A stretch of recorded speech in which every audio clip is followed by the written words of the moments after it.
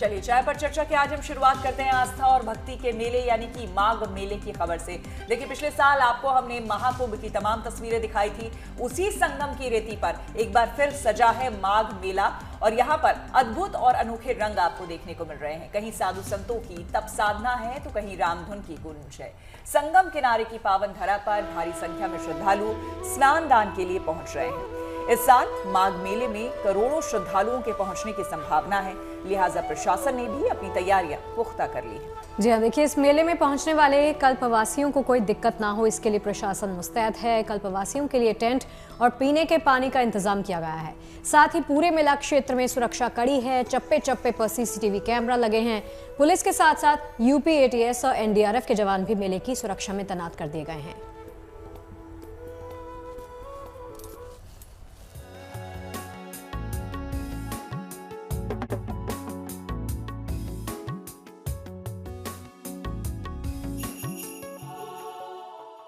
हर वर्ष जहां सनातन परंपराओं के साथ साधना, सेवा और आस्था का राग गूंजता है, वो प्रयागराज है। हर वर्ष जहां तंबुओं का अस्थायी शहर बसाया जाता है, उस प्रयागराज में लगा माघ मेला है। धर्म, आध्यात्म और संस्कृति के इस विराट उत्सव में हर तरफ आस्था के अद्भुत रंग बिखरे हुए हैं। गृहस्थ से लेकर सन्यासी तक सभी अपने अपने तरीके से माघ मेले का भागीदार बन रहे हैं। मेले के शुभारंभ के बाद से ही प्रयागराज में आस्था का ये स्वरूप धीरे धीरे विराट होता जा रहा है। दूर दराज से आए साधु संत, कल्पवासी और श्रद्धालु यहाँ आध्यात्मिक ऊर्जा को अनुभव कर रहे हैं, उसे अपने जीवन में अपनाने की कोशिश भी कर रहे हैं। ऐसे में गंगा, यमुना और अदृश्य सरस्वती के संगम तीरे माघ मेले में कोई शांति की, कोई ज्ञान की, तो कोई जीवन के नए अर्थ की खोज में आया है।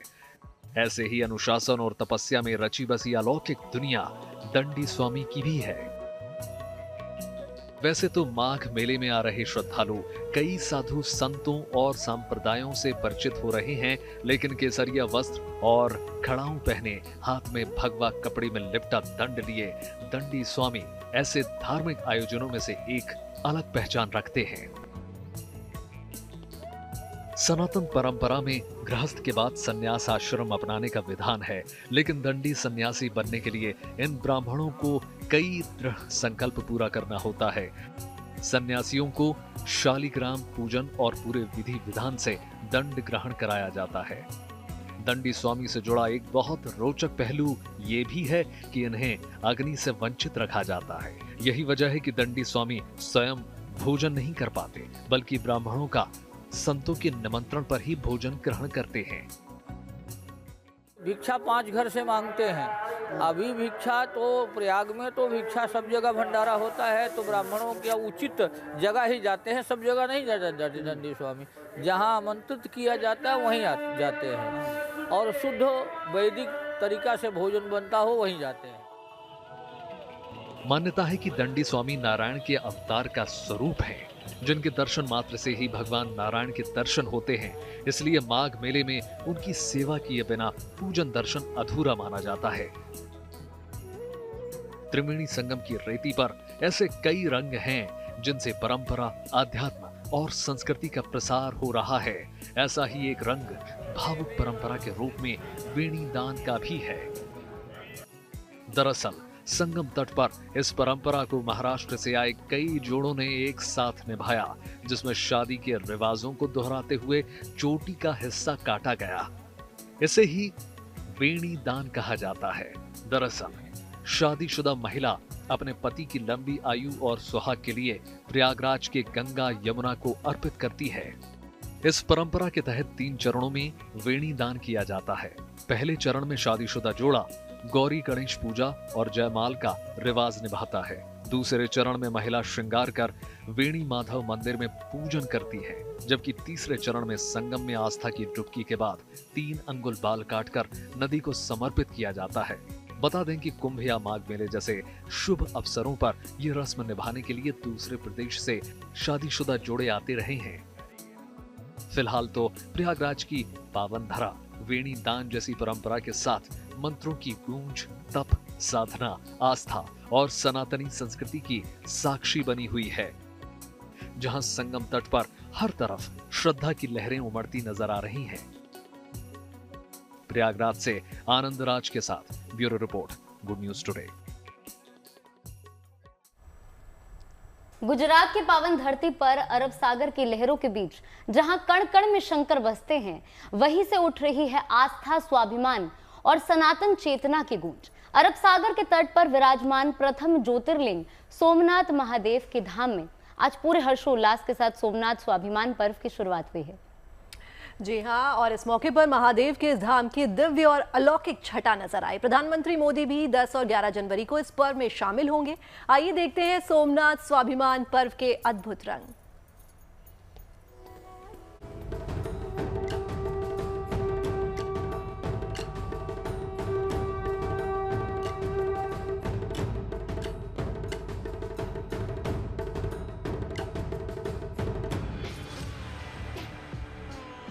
आज गुजरात की पवित्र धरा, सौराष्ट्र का सागर तट और सोमनाथ का कण कण शिवमय हो चुका है।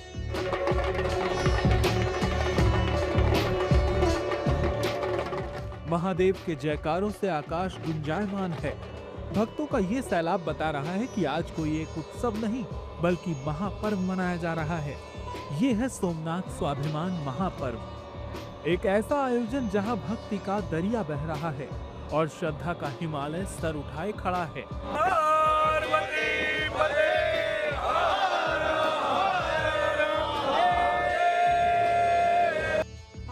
सोमनाथ स्वाभिमान पर्व के तहत 72 घंटे तक ओम का जाप किया जा रहा है। मंदिर के अंदर और बाहर 1000 कलाकारों ने शंख बजाने की तैयारी की है। आज से शुरू हुआ ये कार्यक्रम 11 जनवरी तक चलेगा। इस उत्सव में देश भर के 2500 साधु संत शामिल हो रहे हैं। देश के प्रथम ज्योतिर्लिंग सोमनाथ महादेव मंदिर पर शौर्य गाथा कार्यक्रम का आज से प्रारंभ हुआ है और प्रधानमंत्री 10 जनवरी को यहां पर पहुंचने वाले हैं। परंतु उससे पहले प्रधानमंत्री का रोड शो है जो यहां से शुरू होगा। अब ये हमीरजी सर्कल है, यहाँ सजावट की गई है, अलग अलग तरह की लाइटें हैं वो यहाँ पर लगाकर एक अनोखे प्रकार की रोशनी है, उससे ये जगमगाहट है वो यहाँ पर की जा रही है। दूसरी तरफ यहाँ की जो दीवारें हैं उसको अभी पेंट किया जा रहा है। यहाँ से लेकर 2 किलोमीटर आगे ये जो रास्ता है, यहाँ से प्रधानमंत्री का रोड शो शुरू होगा, जिनमें करीब 120 अश्व होंगे और प्रधानमंत्री का काफिला है वो अश्व के बीच में होगा और यहाँ से प्रधानमंत्री है वो रोड शो करेंगे और यहाँ से आगे 2 किलोमीटर दूर जो सद्भावना ग्राउंड है वहाँ तक ये रोड शो पहुँचने वाला है।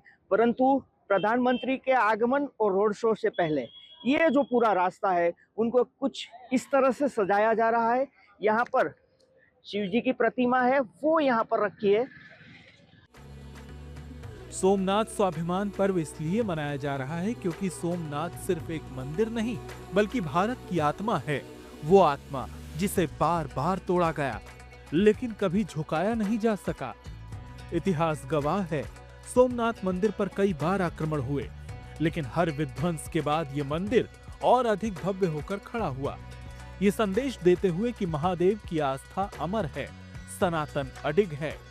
अच्छा ये माहौल देख रहे हैं, पूरा गिर सोमनाथ भगवानमय हो गया है, शिवमय हो गया है। मंदिर की व्यवस्था और सभी व्यवस्था बहुत अच्छी है। सोमनाथ आज पूरा भक्तिमय हो रहा है और पूरा यहाँ भक्तिमय वातावरण है और हम 11 तारीख को भी नरेंद्र मोदी जी खुद यहाँ आ रहे हैं, तो हमारे लिए खूब ये गर्व की बात है। इतने सालों में कभी हमने ऐसा माहौल नहीं देखा। सोमनाथ पूरा भक्तिमय हो गया है। हमें इस पर्व में जुड़ने का जो आनंद मिला है हम अपना सौभाग्य समझते हैं। इसके लिए का वातावरण सोमनाथ का बहुत दिव्य है, इतना आनंद आ रहा है, लग रहा है यहाँ ही रुक जाए, बहुत अच्छा लग रहा है। सोमनाथ मंदिर पर साल 1026 में महमूद गजनबी ने हमला किया था। मंदिर पर हमले के 1000 साल पूरे हो रहे हैं।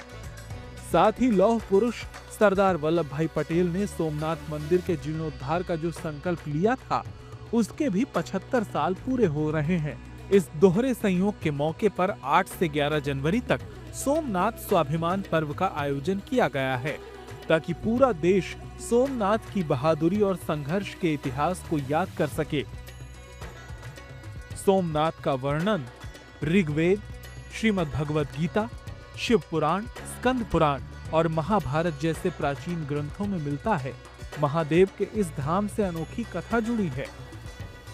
कहा जाता है कि राजा दक्ष ने अपनी 27 पुत्रियों में से रोहिणी से अधिक प्रेम करने के कारण चंद्रदेव को कमजोर होने का श्राप दिया था, जिससे मुक्ति पाने के लिए चंद्रदेव ने शिवजी की तपस्या की और यहाँ शिवलिंग की स्थापना की। प्रसन्न होकर शिवजी यहाँ ज्योतिर्लिंग रूप में विराजमान हुए और चंद्रदेव को वरदान दिया। इसलिए शिव के इस धाम का नाम सोमनाथ पड़ा और 12 ज्योतिर्लिंगों में पहला स्थान मिला। सोमनाथ स्वाभिमान पर्व के दौरान 3000 ड्रोन सोमनाथ के इतिहास और भव्यता को प्रदर्शित करते हुए अब तक का सबसे बड़ा शो करेंगे। इस उत्सव को और भी भव्य बनाने के लिए भजन और लोक नृत्यों का भी आयोजन किया जा रहा है। इसके लिए 20 मंच तैयार किए गए हैं, जहां सांस्कृतिक कार्यक्रम आयोजित किए जा रहे हैं।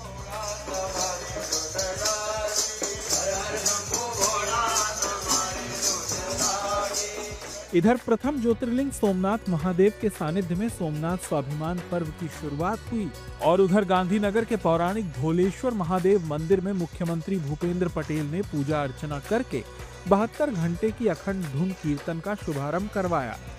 श्रद्धालुओं के साथ साथ सीएम भी भजन कीर्तन करते नजर आए।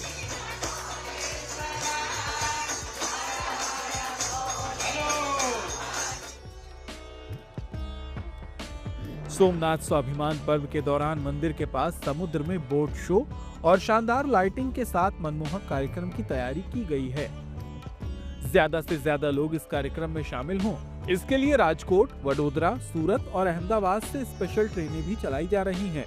प्रधानमंत्री मोदी सोमनाथ स्वाभिमान पर्व में मौजूद रहने के लिए 10 जनवरी को सोमनाथ पहुंचेंगे।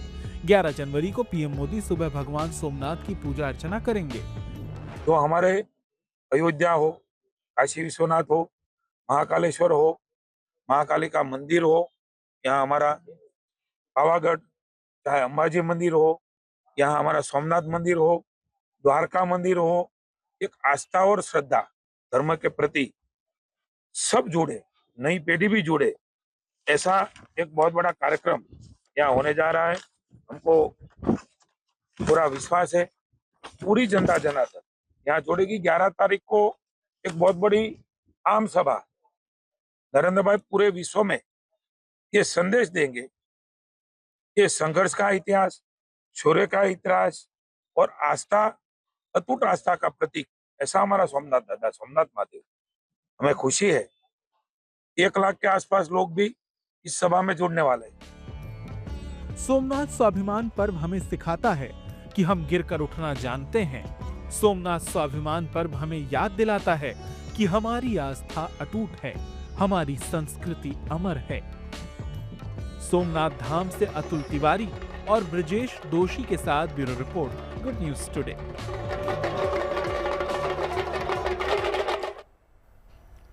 तो 72 घंटे का ये भव्य आयोजन चल रहा है, जिसकी तमाम तस्वीरें हम आपको दिखाते रहेंगे। लेकिन इस बीच जरा दिल्ली एनसीआर पहाड़ों के मौसम की भी बात कर लेते हैं। आज तो भाई धूप खिली हुई है, धूप तो काफी दिन से खिल रही है, लेकिन आज अच्छी आज बढ़िया धूप अच्छी है। लेकिन मुझे लगता है सर्द हवाएं अभी भी बनी हुई हैं। आज ठिठुरन वाली सर्दी है नहीं, आज हवाएं नहीं थी, थोड़ी धूप की इंटेंसिटी थोड़ी ज्यादा है और हवा थोड़ी कम है, तो आज इनफैक्ट बाकी दिनों से रिलैक्स रहा आज का दिन। लेकिन एक चीज है, सर्दी में हम थोड़ी सी बारिश मिस कर रहे हैं। आप कर रहे हैं? मुझे सर्दी की बारिश मुझे लगता है बारिश के बाद फिर टेम्परेचर और डिप होगा, फिर होगी और ठंड, जो हम नहीं चाहते। फिर हम पहन पाएंगे ओवरकोट और बूट्स। तो बस यही चर्चा है, ठंड है उत्तर भारत में, कश्मीर में बर्फबारी हो रही है, श्रीनगर में भी कल 5 डिग्री नीचे तक पहुंच गया था पारा। यानी कुल मिलाकर अगर देखा जाए पहाड़ों पर बर्फ है और मैदानी इलाकों में ठंडक और ज्यादा बढ़ती जा रही है। जी हाँ, देखिए कुछ ऐसा ही हाल आपको हिमाचल में नजर आएगा। यहाँ भी ठंड जिंदगी का कड़ा इम्तिहान ले रही है। हरियाणा पंजाब के शहर भी ठंड की चपेट में है। यूपी के शहरों का भी कुछ ऐसा ही हाल है। कहां पर अलर्ट जारी किया गया है, तस्वीरें आपको दिखाते हैं।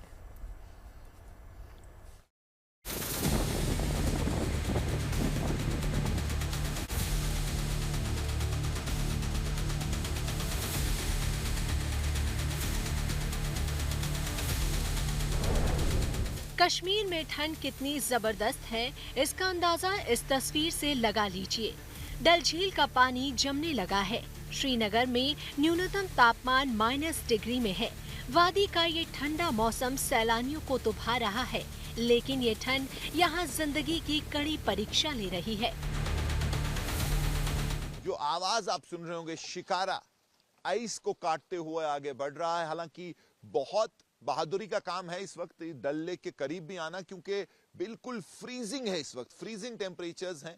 और किस तरीके की ठंड इस वक्त घाटी में पड़ रही है वो दिखाने के लिए आपको हम यहाँ आए हैं, क्योंकि इस वक्त डल लेक की बात करें तो एक आइस की शीट इसके ऊपर बन गई है। मुजफ्फर को बोलूंगा आपको दिखाएगा, ये तोड़नी पड़ती है आपको, और अगर शिकारा को भी इसके बीच से जाना है तो चप्पू और जो भी उनके पास है इसको तोड़ते हुए आगे बढ़ना है। जैसे आप देख सकते हैं ये एक आइस की थिक शीट डल लेक के ऊपर बन चुकी है, और अगर आप इसको ऐसे फेंकते हैं तो जैसे शीशा चकनाचूर हो जाता है, बिल्कुल उसी तरीके से ये आइस टूटती है।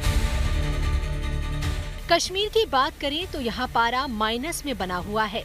श्रीनगर में जहाँ तापमान -5 डिग्री दर्ज किया गया है, तो वहीं पहलगाम में पारा -9 डिग्री के करीब है। आने वाले दिनों में भी फिलहाल कश्मीर में लोगों को इस कड़ाके की ठंड से राहत मिलने की कोई उम्मीद नहीं है। मौसम विभाग का कहना है कि 20 जनवरी तक कश्मीर में मौसम का मिजाज ऐसा ही खुश्क बना रहेगा। पहाड़ों पर बर्फबारी होगी और मैदानी इलाकों में ठुठरन भरी ठंड।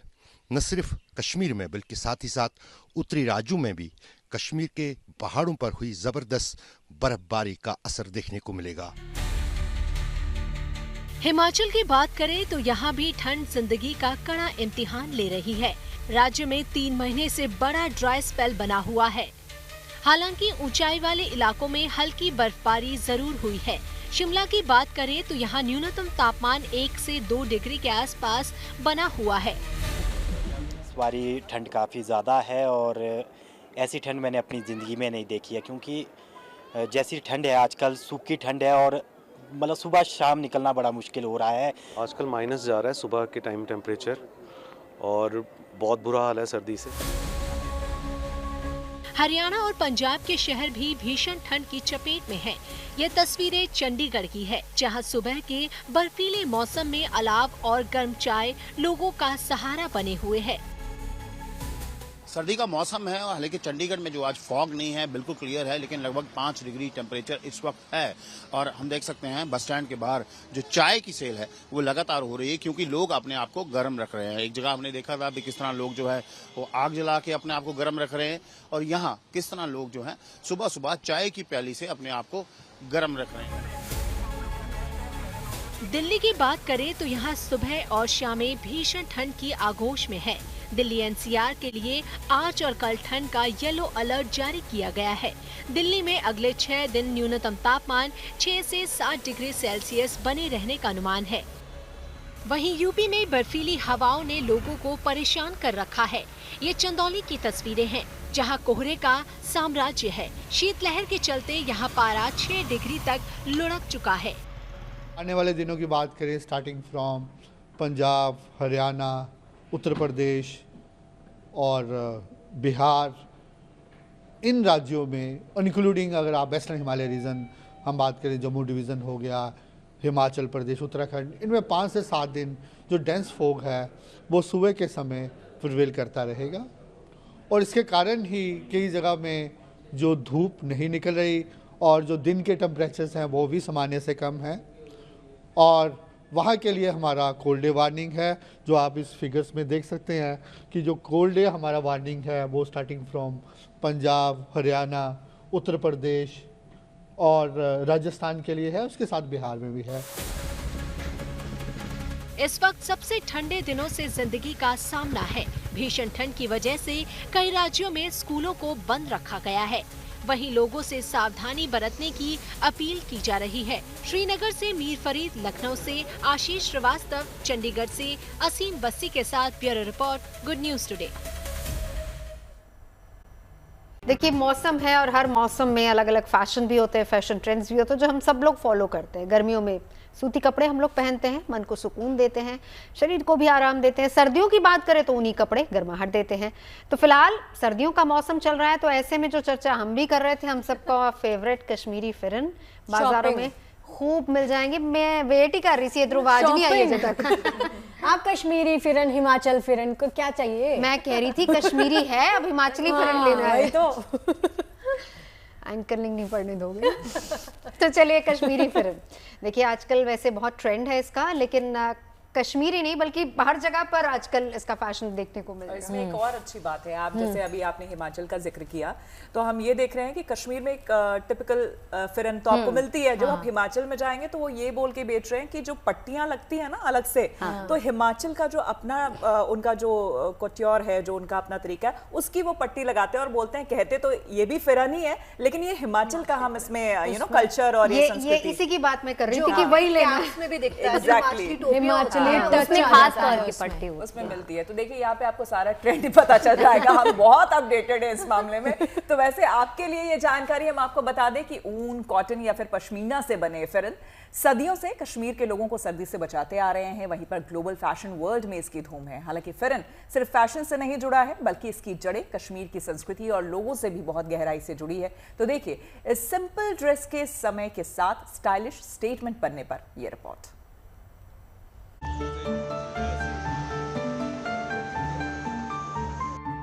कश्मीर, बर्फ से चमकती वादियां और कड़कड़ाती सर्दी ही सिर्फ कश्मीर की पहचान नहीं।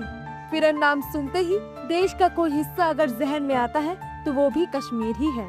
पारंपरिक फिरन कश्मीर की सांस्कृतिक पहचान है और आज के दौर में इसकी नई आधुनिक डिजाइनें फैशन का भी प्रतीक बन गई है।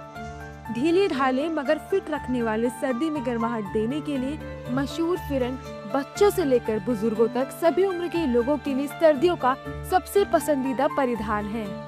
यहाँ जैसे जैसे सर्दी बढ़ती जा रही है, इस बार भी पारंपरिक कश्मीरी फिरन की मांग बढ़ गई है। फिरन के कई खरीदार थोक या कस्टम ऑर्डर देना पसंद करते हैं, जिन्हें कुरियर के माध्यम से देश के अन्य हिस्सों में भेजा जाता है। घाटी में तो लगभग हर कपड़े की दुकान पर सर्दियों के दौरान फिरन रखे दिख जाएंगे। ये बहुत डिमांड रहता है क्योंकि इससे हमारी बॉडी जो है गर्म रहती है और कांगड़ी वगैरह जो होती है वो अच्छी तरह से आती है इसमें। और ये कश्मीर का बहुत ही अच्छा ट्रेंड वगैरह जैसे इसमें अलग अलग किस्म आते हैं। इसमें सर्दी के लिए एक प्लेन भी आता है, एक पार्टी वेयर टाइप भी आता है, अलग अलग वेराइटीज आती है। ये कश्मीर में बहुत ही बेस्ट रहता है गर्मी को। तो आजकल की विंटर में 3 किस्म के फैरन आते हैं। एक तो लेडीज में आता है ये एम्ब्रॉयडरी वाला, दूसरा आता है वो कोट टाइप, वो ज्यादा खुला नहीं होता है, कोट के हिसाब से होता है। दूसरा आता है फेरन लूज टाइप जो होता है वो आता है। कितनी जरूरत पड़ती है? बहुत डिमांड है, शुक्र है अल्लाह का, बहुत डिमांड है इस टाइम। सारे आते हैं तो दूर दूर से बहुत ले जाते हैं, सुनते हैं यहाँ पे ये है कश्मीर में फेरन, बहुत जगह पे हमने यहाँ से भी भेजे हैं कोरियर करके। बहुत बाहर से भी ऑर्डर आते हैं, हम भेजते हैं यहाँ से कोरियर करके, तो एड्रेस बताते हैं तो हम उनको भेज देते हैं।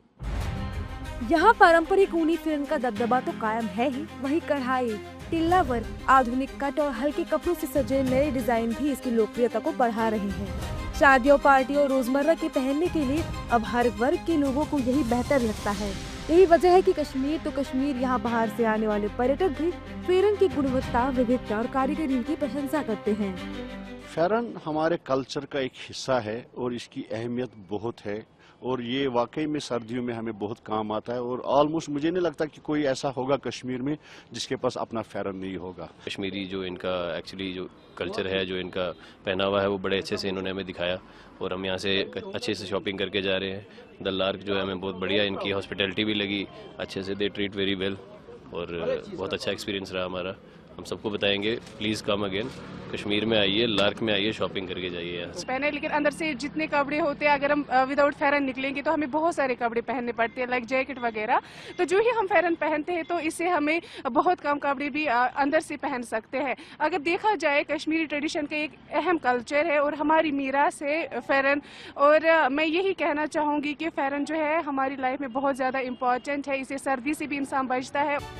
दरअसल फिरन कश्मीर की लोकल इकोनॉमी के लिए तो अहम है ही, कश्मीरी पहचान का भी अहम प्रतीक बना हुआ है। ये कश्मीर के लोगों के जीवन और संस्कृति का हिस्सा है। सबसे जरूरी बात ये कि पारंपरिक पहचान और स्टाइलिश स्टेटमेंट बनने के अलावा कश्मीर घाटी की भीषण सर्दियों में खुद को बचाए रखने का सर्वोत्तम विकल्प भी सिर्फ फिरन ही है। Bureau report, good news today. Trends की बात हो गई, शॉपिंग की बात हो गई, फिरन की बात हो गई, लेकिन ठंड अभी नहीं जाने वाली है। ठीक है, तो अपना इंतजाम आप कर लीजिए। एक और ले फिरन है?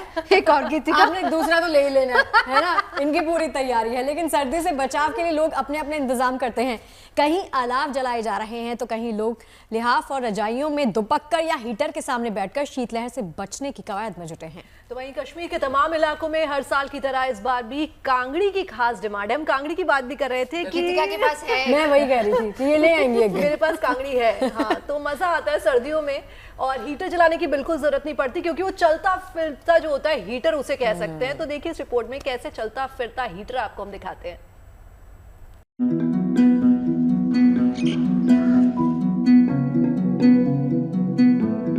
जम्मू कश्मीर में पुंछ के इस बाजार में वैसे तो बेशुमार सामान बिकते हैं, लेकिन सर्दियों के इस सीजन में यहाँ जिस चीज की भारी डिमांड रहती है वो है कांगड़ी। जी हाँ, दुकानदारों के हाथों में डोलची जैसी नजर आ रही ये चीज असल में कांगड़ी है, जो घर घर में गर्माहट लाकर कड़ाके की ठंड से छुटकारा दिलाने का इंतजाम है।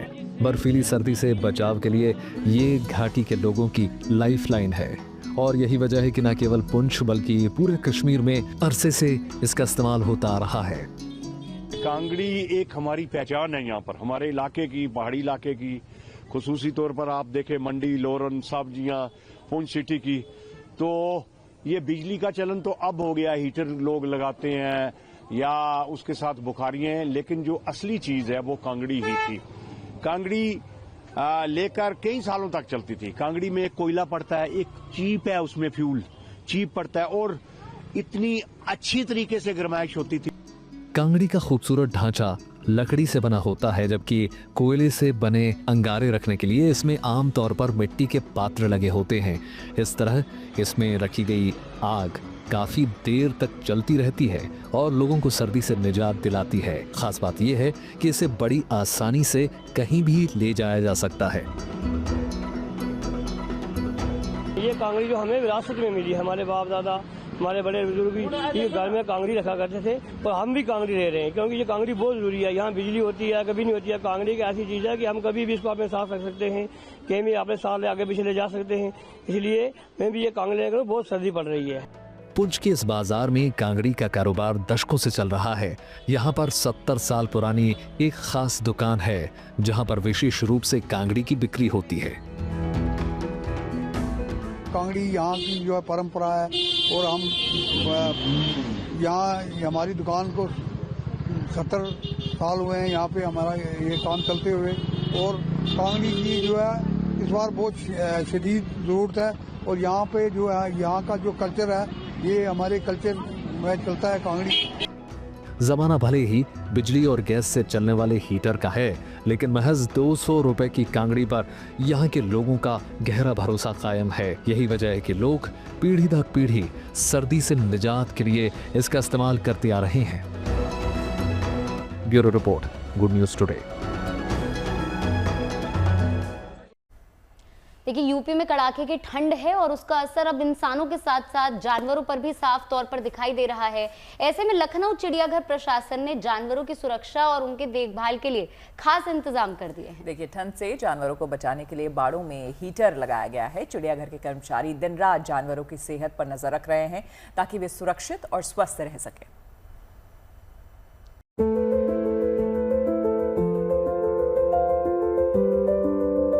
लुढ़कता पारा और सिहरन वाली ठंड इन बेजुबानों के लिए चुनौती बनकर आई, लेकिन लखनऊ जू ने इस मुश्किल मौसम को आसान बनाने के लिए हर मुमकिन इंतजाम कर रखे हैं। बेतहाशा ठंड इन जानवरों की सेहत पर भारी न पड़े, इसके लिए चिड़ियाघर प्रशासन ने खास तैयारी की है। में हमको उनके लिए तैयारी करके देनी होती है, क्योंकि उनके एनक्लोजर्स में ही उनको रहना है और रात में उनको नाइट सेल्स में और फीडिंग सेल्स में रहना है। तो ऐसी परिस्थिति में दिन के समय में हम ये कोशिश करते हैं कि जो अगर घने पेड़ उनके यहाँ एनक्लोजर्स में हो गए हैं तो उनकी छटाई समय से कर दी जाए, ताकि प्रॉपर धूप उनके बाड़ों में आए। और रात के लिए स्पेशल प्रबंध किए जाते हैं कि रात में जो उनके नाइट सेल्स हैं उन पे चटाइयां डाली जाती हैं, उनके जो गेट्स हैं उन पर। कुछ जानवर ऐसे हैं जिनको ज्यादा ठंड लगती है, जो कोल्ड ब्लडेड एनिमल्स होते हैं, उनके लिए हम इवन हीटर्स की और ब्लोअर्स की भी सुविधा अरेंज करते हैं, ताकि उनके नाइट सेल्स में रात में गर्मी रहे और उनको ठंडा ना लगे। चिड़ियाघर में ठंड से बचाव के लिए बाड़ों की दिशा इस प्रकार तय की गई है कि जानवरों तक भरपूर धूप पहुंच सके। रात के समय सोने वाली जगहों पर मोटी परत की चटाई बिछाई जाती है और प्रवेश द्वारों को ढका गया है। जरूरत के मुताबिक हीटर और ब्लोअर भी लगाए गए हैं। उन बेजुबानों पर ज्यादा ध्यान दिया जा रहा है जिन पर मौसम और बदलते तापमान का ज्यादा असर पड़ता है। छोटे जानवरों को, बच्चों को हम एनक्लोजर्स में नहीं खोलते हैं, उनको हम सेल्स में ही रखते हैं जब तक वो थोड़े बड़े नहीं हो जाते हैं, अपने आप को सेल्फ सफिशिएंट नहीं कर लेते हैं। तो ऐसी परिस्थिति में उनको नाइट सेल में रखा जाता है, उनके लिए प्रॉपर हीटिंग अरेंजमेंट्स होते हैं, उनकी जो साथ में फीडिंग मदर होती है उसके लिए अरेंजमेंट्स होते हैं और उनको प्रॉपर एक्स्ट्रा केयर में रखा जाता है। तो अभी तक कोई ऐसी खबर नहीं है कि जो नए जन्मे जानवर हों या जिन जानवरों ने अंडे दिए हों उनका कोई नुकसान हुआ हो इस सर्दी के मौसम में। ज़ेब्रा और जिराफ सर्द मौसम से जल्दी प्रभावित होते हैं। वहीं दूसरी ओर हिमालय के काले भालू जैसे जीव कम तापमान में भी सहज रहते हैं। हर जीव की जरूरत को समझते हुए उसके मुताबिक अलग अलग इंतजाम किए गए हैं। चिड़ियाघर के कर्मचारी दिन रात जानवरों की गतिविधियों पर नजर रखते हैं। उनके भोजन, पानी और व्यवहार में होने वाले छोटे बदलावों को भी गंभीरता से लिया जा रहा है। किसी भी असामान्य स्थिति में पशु चिकित्सकों की टीम तुरंत उपचार के लिए उपलब्ध रहती है। Bureau report, good news today. तो जननायकन के बाद अक्षय कुमार की अपकमिंग फिल्म भूत बंगला की भी बात कर लेते हैं, जिसकी रिलीज में भी देरी होगी। देखिए, अप्रैल के बजाय अब मई के महीने में ये फिल्म रिलीज होने जा रही है। भूत बंगला की रिलीज डेट आगे बढ़ गई है। जी हाँ, देखिए, अक्षय कुमार ने इंस्टा पोस्ट के जरिए बताया है कि फिल्म अब 15 मई को रिलीज की जाएगी। आखिर क्यों फिल्म की रिलीज डेट को पोस्टपोन किया गया है, देखिए।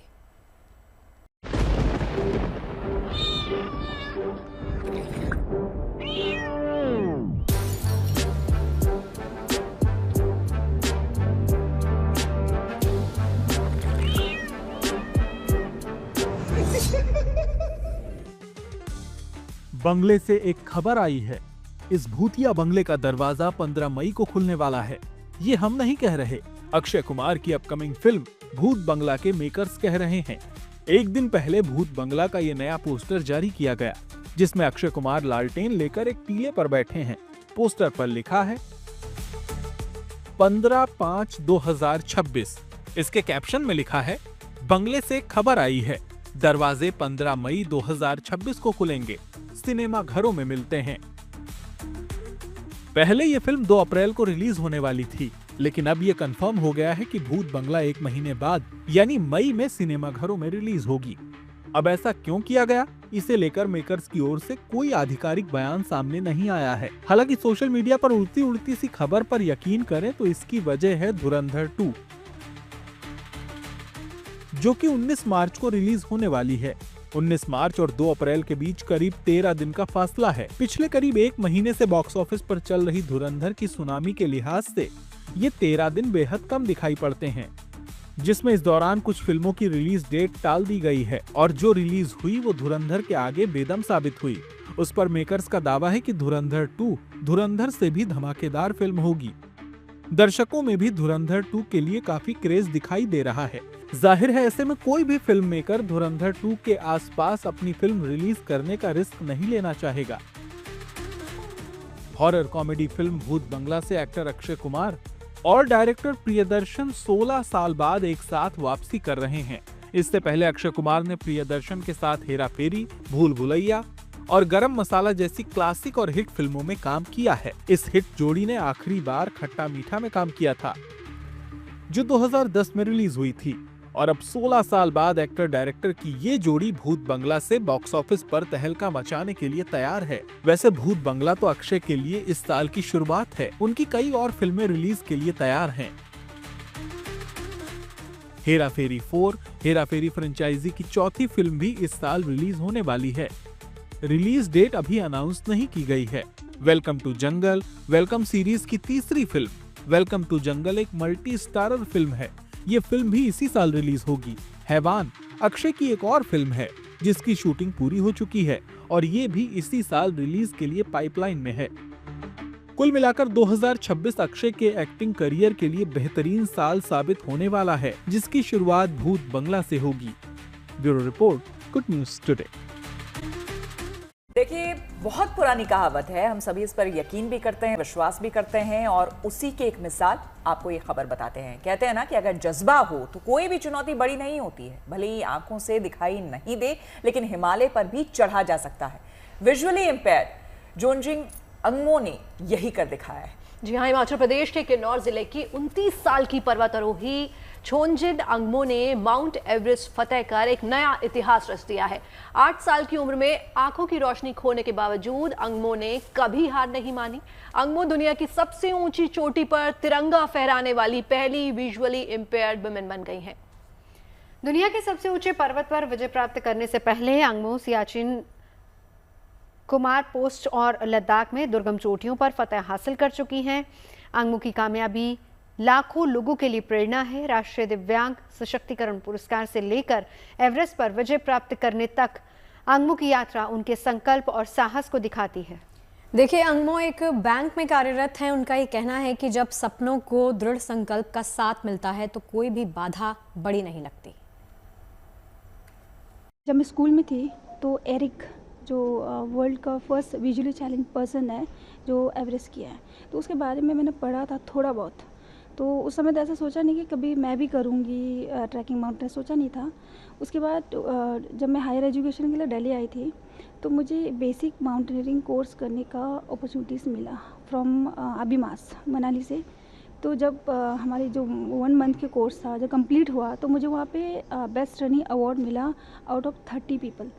तो उस समय मुझे लगा कि माउंटेनियरिंग ऐसी चीज़ है, सिर्फ फिज़िकली नहीं मेंटली भी आपको स्ट्रॉन्ग करने में हेल्प करता है, क्योंकि हमें डे टू डे लाइफ में लोगों की चैलेंजिंग फेस करना पड़ता है। फिज़िकली तो हम कहीं चोट लगती है, गिरती है, उससे ज़्यादा जो लोग रास्ते में जाते समय जिस तरह से बोलते हैं, नेगेटिव वर्ड ताने मारते हैं, वो चीज़ें हमारे मेंटली मतलब बहुत पेनफुल होता है। तो अगर आप मेंटली स्ट्रॉन्ग नहीं होंगे तो मुझे लगा कि आगे नहीं बढ़ पाएंगे। तो माउंटेनियरिंग ऐसी चीज़ है कि जिससे मैं आगे बढ़ पाऊंगी। तो सर जब मैं वापस आई तो मैंने रिसर्च किया इस फील्ड में। पहले मेरा ड्रीम कुछ और था कि मैं यूपीएससी तैयारी करूंगी, आगे इसी फील्ड में बढ़ूंगी। लेकिन जब मैंने आफ्टर बेसिक कोर्स मैंने देखा कि इस फील्ड में कोई वीआई नहीं है अपने इंडिया से, और ऑल ओवर इन कंट्रीज़ तो अभी तक वुमेन से किसी ने एवरेस्ट किया नहीं है। तो मुझे लगा कि अब मैं ही करती हूँ। तब से फिर मैंने सोचा कि मैं अब एवरेस्ट करना है मुझे। और जब मैंने लोगों से बात की कि मुझे अब मेरा सपना है कि एवरेस्ट करना है, so on that time I got a negative response कि आप कैसे सोच सकते हैं कि आपका सपना है एवरेस्ट, क्योंकि देखने वाले लोग नहीं कर पाते हैं। कोई लोग वहाँ पे उनकी मतलब डेथ हो जाते हैं, तो आप तो देख भी नहीं पाते हो, तो कैसे सोच सकते हो। तो मैंने उसी दिन सोच लिया और ठान लिया कि अब तो मुझे करना है। ये चीज़ सिर्फ मेरे लिए नहीं, मेरे जो कम्युनिटी है पर्सन विद डिसेबल, तो उन सब के बिहाफ पे मुझे ये चीज़ करना है। तो चलिए, चाय पर चर्चा में अभी के लिए बस इतना ही। रखिए अपना ख्याल। कल फिर मुलाकात होगी शाम 5 बजे चाय पर।